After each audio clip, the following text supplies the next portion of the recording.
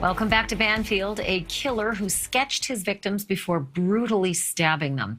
The man known as the Doodler terrorized San Francisco in the 1970s. At least 5 victims have been directly linked to him, but some people think that number could be much higher. For nearly 50 years, it looked like we would never know the Doodler's true identity. Now that could be about to change, though. The case has been reopened. The reward has been doubled, and police say they think they may have just found a 6th victim. I'm joined by Kevin Fagan. He is a reporter for the San Francisco Chronicle who has covered the case extensively. He also is the host of the podcast called The Doodler, all about this investigation. Thanks so much for being on, Kevin. This is such a fascinating turn to hear that there may be some movement in this now half-century-old case. I'm curious about this potential 6th victim, because as I understand it, the other victims were stabbed. This victim was beaten with a tree branch and a rock. Why do they think they're connected? Well, the theory is that the Doodler attacked Warren Andrews on a bluff overlooking the ocean in a place called Land's End. And Andrews got up and fought him, and the knife went flying over the cliff. So the Doodler picked up the nearest weapons at hand, which was a rock and a tree branch, and he finished it off. Wow. Then there's also this contention that 5, maybe 6 victims is actually really undercutting the true number. Some think it's as many as 14 victims. Why is that? Well, as many as 17, actually, because you got to remember, this was the early mid-'70s when the gay rights movement was exploding in San Francisco. It was also illegal, essentially, to be gay. There were sodomy laws on the books, cross-dressing laws on the books, and a lot of horrible things were happening with gay men. They were getting beaten, more stabbings and shootings and beatings than I could count when I was doing clip searches. And some of the cops that I talked to back in the day said they'd come in and they couldn't solve them, and they'd shelve them. And they'd come in, they couldn't solve them, they'd shelve them. It was kind of off the hook. That was the time of the Zodiac killer, the Patty Hearst kidnapping, the zebra killings. It was a violent time, and gay men particularly took the brunt of that. It was a time of oppression. So the Doodler found pretty good hunting grounds, actually. Right, with so few people maybe caring to even, put the resources of the authorities on these cases. It's just sort of just so tragic to think of that. The reason that we know about this doodling, because obviously if the victims all died, how do we know? It turns out there's three people who may have survived this killer. One, a famous Hollywood entertainer of the time, 2, a foreign diplomat, and 3, a third man who didn't return the calls of the police. Now, I am so fascinated about these men. They didn't want to come forward because they didn't want to be outed as gay. Do we know if they're still alive? Do we know if they have more story to tell? Do we know how much story they told? The third man, he actually did talk to the police. He was hogtied and attacked and stabbed, and he screamed so loudly that his neighbors chased the Doodler away. He's dead, by all accounts. And the diplomat is still alive. The diplomat doesn't want to talk. The diplomat is still scared. I don't blame him. All these years later, the Doodler is probably still alive. And the actor, I have a pretty good idea who the actor is, but he doesn't want to come out of the closet, even all these years later.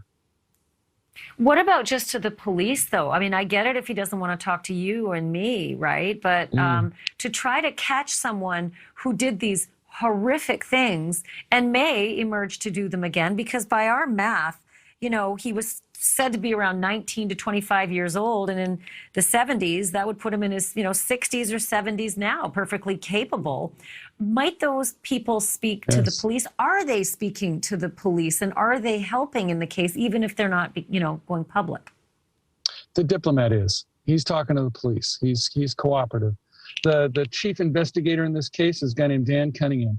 He called me 3 or so years ago, looking for an old Chronicle reporter who'd been the last one to write about this.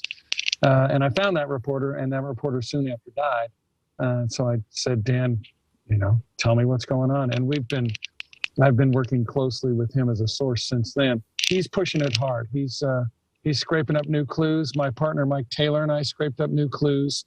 I have some pretty good hopes that this could actually get brought home soon. Yeah, well, now you, me, and everybody who's watching this, I think, has that same hope, unless that guy's watching. So, as I understand it, and clear this up for me, there was one very, very promising suspect, and the police really thought they had the guy.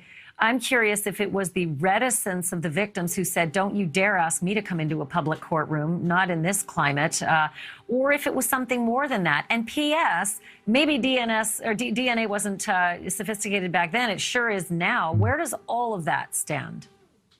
There's some promising DNA in this case that has emerged, and that's from what Dan has done and what Mike and I have done.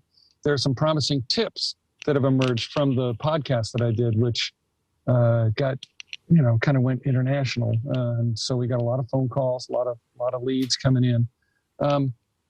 That's, stitching things together. Dan doesn't want to give away his hand too much, of course, because, if you spill all the details, they're no good in court. But there are, it's looking good. It's looking good.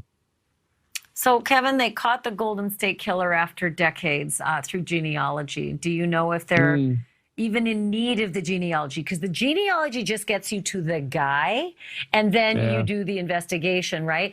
Do they think they might actually have that guy now, and maybe they've got the proof they need for that guy, and they don't need the testimony from the men who don't want to admit that they were victims? Yeah. Back to your point earlier, the reason they couldn't bring it home is that the evidence wasn't good in this case in terms of the guy getting sloppy. There was no dropped wallet, no dropped license, something like that. And of course, the three people wouldn't talk. The blood matches were no good. It just couldn't bring it home, but they were pretty sure that they had the right guy back then. One of the sticking points was there was a psychiatrist who called in and said, I've just interviewed your Doodler. He's admitted to me that he's the Doodler. He killed. Come on over and get him. Well, the psychiatrist under law back then could not be used as a witness in this. And of course, the suspect denied everything, and the investigation ground down. That was it. And Mike and I we're pretty sure we found the psychiatrist from back then, and he's dead. So he's not around to testify, and no one can find his notes. Wow. Okay, we're not done this conversation. I'm having you back, my friend. I feel like that you're onto something, and it's, it's starting to quiver and shake. So I hope you'll come back and talk to us a little bit more about this. Thank you so much, Kevin. Thank you for watching. Click the red subscribe button below so you can get more of NewsNation's fact-driven, unbiased coverage.